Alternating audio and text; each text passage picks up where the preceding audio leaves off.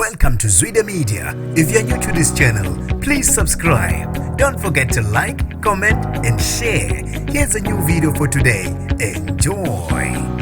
Uthinte inhliziyo zabantu abaningi umculi kaMaskandi uNjoko ihobosha mbamba eveza indaba ezishiya abantu abaningi bephatheke kabi lapha enkundleni yokuxhumana kuFacebook. Uveza indaba zokuthi usene inkinga yezinso. Abantu ke bathuke bagelekeqela bezwa zona lezo ndaba. Uthe kusukela ngonyaka ka2019 uma ngigijima bengizobuhlungu la ngemumva nje phezulu kancane nesinqa nginganaki nje sidalo kwaye ngokuya lento lokhu babuhlungu noma ngihamba ngigijima nje ibilokhu iqhubeka njalo nobuhlungu obungabekezeleleki uthi kodwa ke bengingatshela umuntu ngithi nje into ezenzakalelayo. Uthe ukugcina kwenza kuba nzima ukugijima ngenxa yabo lobuhlungu obungabekezeleleki. Uthe ngokuhamba kwesikhathi odokotela bebese beqinisekisa ukuthi nginenkinga yezinso okumele manje ngibhekane nayo empilweni yami. Enginethemba lokuba konke lokho ngizokwazi nokuthi ngidlule kukhona. Ngicela ukuthi ningikhulekise singalahlane siyadingana. Wabe sethi noma ngabe ubani ungasiqinisa uma uzwa kukhona indawo ebuhlungu emzimbeni ngoba